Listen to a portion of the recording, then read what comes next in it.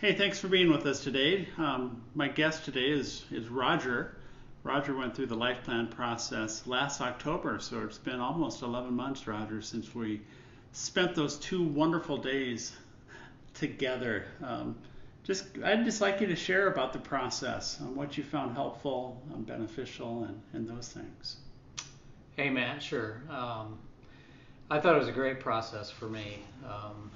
In hindsight, there's a lot of things that you look back now after using the tools and you say, why couldn't I figure these things out? Why wasn't I aware of some of these talents and strengths and decisions that I need to make earlier? But I truly believe that the tools that you use as you go through the process really bring those things to light for you and make them clear. And to me, the other big thing was that you really came up with some actionable items to move forward on.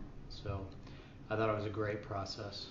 So before we talk about those actionable items, 2/3 of the process is perspective, where we look back on events you've gone through, what God has done in your life, who He has made you to be. Can you share some things you learned about yourself through that process? Sure.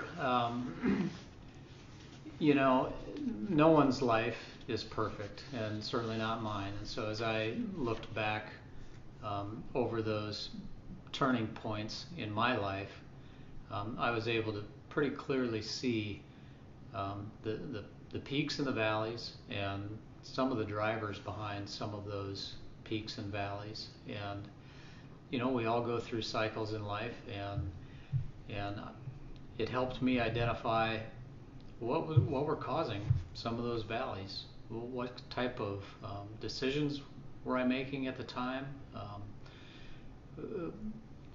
What people was I associating myself with at the time? And how close to God was I at the time? And so that was a big key, is looking back and being able to identify really my own actions and my own efforts and how they were reflecting themselves in my life. Looking back, and I remember the thing I remember about yours was the impact individual people had on your life, and your desire then moving forward to be one of those type of people that impact others and make a difference. And I think it even went into your mission statement, if I recall. Do you know your mission statement, Roger? Well, I can probably dig that out. So my mission statement: I exist to serve, lead, and teach others to perform with excellence and live better lives. So yeah, as I looked back, I had some very distinct points in my life where I was impacted by various individuals.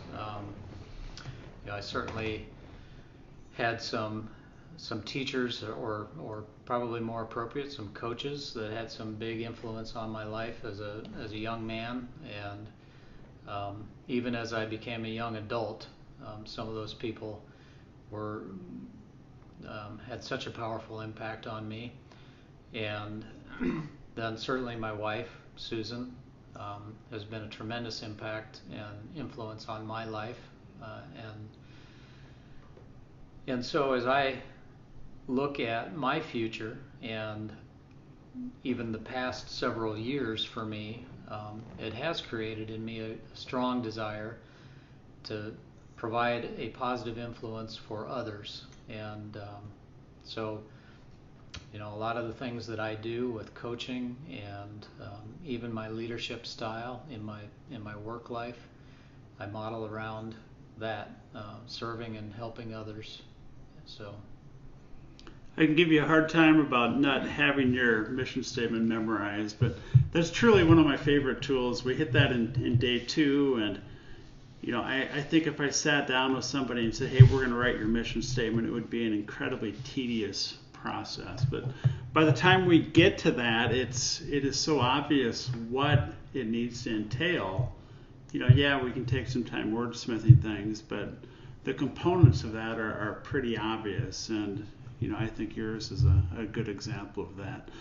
You mentioned having some action, an action plan moving forward. Share a little bit more about that, if you would, Roger.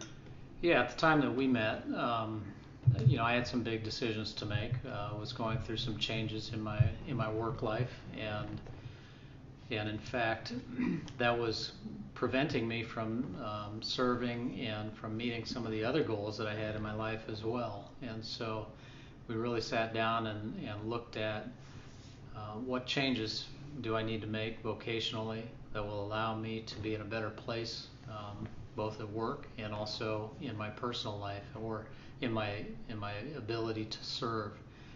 And so we used some of the vocational decision tools to map out what it is that I'm looking for, and to help me make those choices.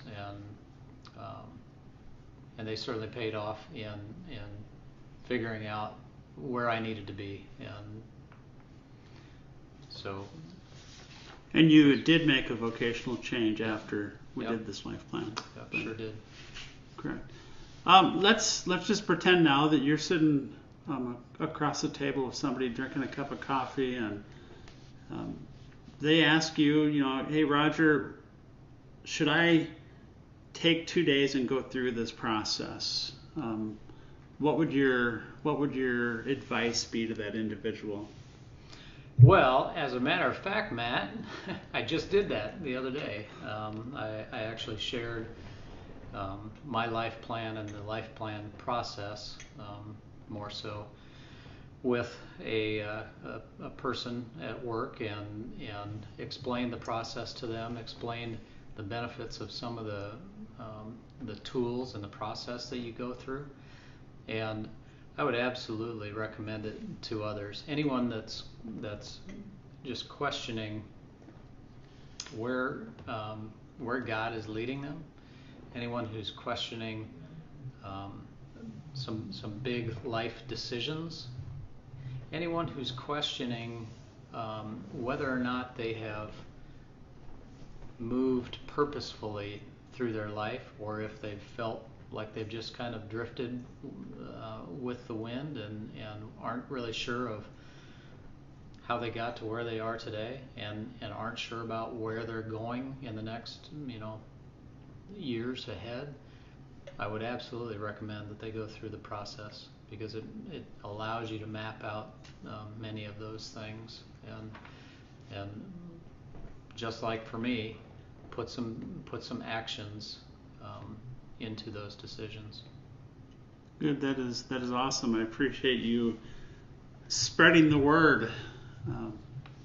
But thanks so much for, I enjoyed going through the process with you, and it's been fun watching you kind of utilize it over these past 11 months. And if you're listening to this and if you have any questions about the process, or would like to get in touch with me to figure out a time when we could sit down and actually do your own life plan, the information is on the website. Get in touch, and I think you'll find the process as beneficial as Roger did. Thanks.